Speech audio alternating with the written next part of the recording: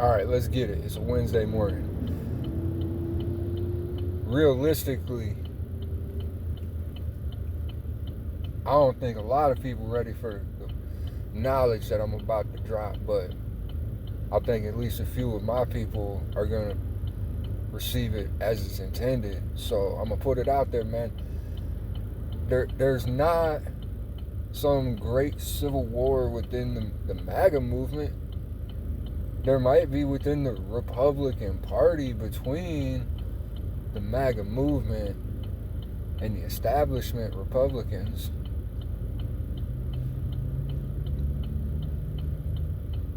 But the MAGA thing, Trump has told you exactly as it is.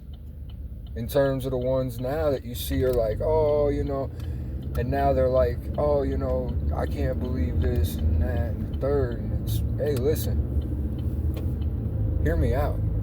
You want Trump to put the Guard or regular military, whichever, into U.S. cities to do cleanup, corruption enforcement, things like that, removal of non-citizens, etc.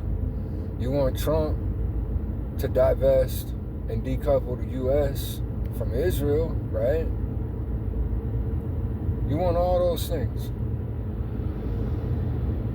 You want all those things.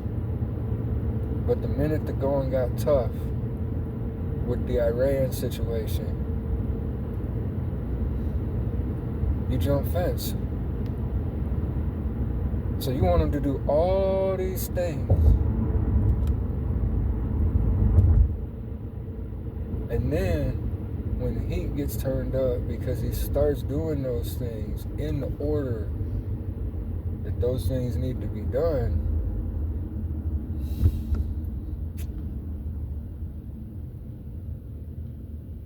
you just jump fence. Like, you just switch gangs, you know what I mean? But you want them to do all the other stuff too, though. You know what I mean? So I don't understand exactly where that logic comes from, to be honest. As far as people who are like, yo, this ain't what he campaigned on. Bro. I'm not even telling you I like it, I don't like it. I'm just telling you how it is, man. At least when it comes to politics. But I mean, this might be good life wisdom, man. Might be. Like, yo, you can't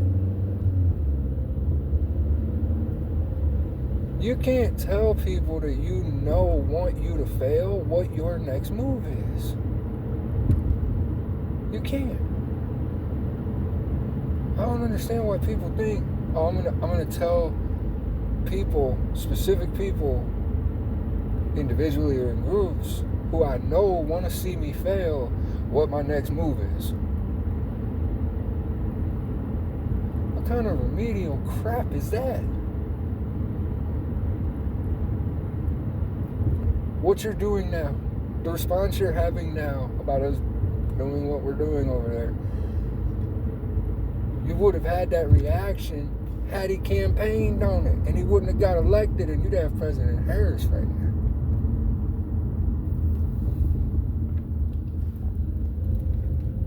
So, you might want to step back and try to see the forest for the trees a little bit here, you know what I mean?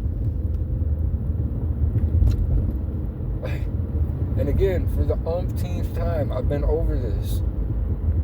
And the same would be true in Israel and in American cities, for that matter. But in Iran specifically, we have a role to play. We have a piece of the mess that's ours to clean up. 79, 53, you know? Put that on a hat. 79, 53. Or 53, 79. But you want them to do all the other stuff, but you losing your marbles because all your liberal friends are telling you how bad this is. And you over there won't stand up for yourself or just say the truth, or literally just understand like you're just denying reality because you're afraid, like, oh, you know, I don't want people to like unfriend me in real life. Ha! I laugh at people, bro. I laugh at people that got that mindset. And the only difference between me and your fake ass friends is that I'll tell you to your face that I'm laughing at you. I'm laughing at you. That's pathetic, bro.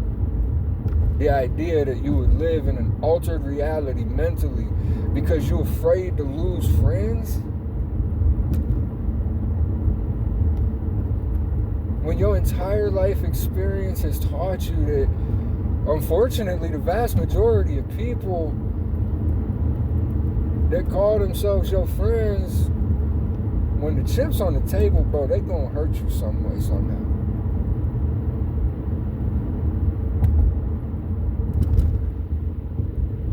To me, I laugh at that. That's pathetic. But then you want to sit there with them and shake your finger at somebody who's actually taking charge and doing stuff and solving problems, and shake your finger at a person like that.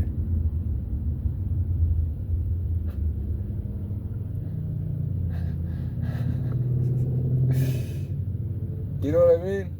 Grow up, man. That's all I can say. Grow up. Listen, Trump's 100% right. There's people that never were MAGA. They just want to ride the wave because it was nice, and it still is. For the real ones that know, you know what I mean? But he's 100% right. You know who it is? It's the people right now that voted for him for the first, second, or third time, doesn't really matter, who are crying and boo-hooing because of the Iran thing. You know what I mean? Y'all would have been the reason he wouldn't have gotten elected had he campaigned on what he was going to do, which is what has to be done. You see what I'm saying? So congratulations to you. Give yourself a round of applause and a pat on the back. You know what I mean? Because nobody ever told you the truth before, which is that you're not intelligent. You have no backbone. You have no guiding principles that you're everlastingly committed to.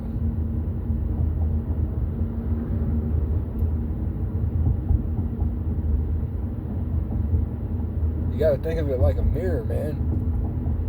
You don't like what you see in the politics, man. You got to think like, oh no, maybe is it a reflection of me? Is it a reflection of us? And then sometimes you just got to fucking know what you don't know. You know what I mean? Like you just got to know there's shit you don't, okay, I don't know enough to know. You know what I mean? To be sitting up and pointing fingers, you know? It's wild, bro. It's wild. It comes from the mindset of a weakened society, bro. A weakened society that, to me, started with the feminized men, bro. And I'm not even saying gay or LGBT. I'm just saying feminized men, dude. I know some heterosexual men that are feminine as you know what I mean? Like, that's what they still doing in Europe or what, bro? You know what I mean? But I digress. And the only reason people feel this way about Trump, who never said a word when Obama did a lot of the same type of stuff in Libya, for example, is because he's white people, as Wayne Hubbard would say. So, to all my people, all the people of the world out there, regardless of what flesh tone you may be, I hope you have a good day. I'll see y'all around, Lord willing. In the meantime and in between time, stay sane and safe. Be good to yourselves and each other. Love somebody today, alright?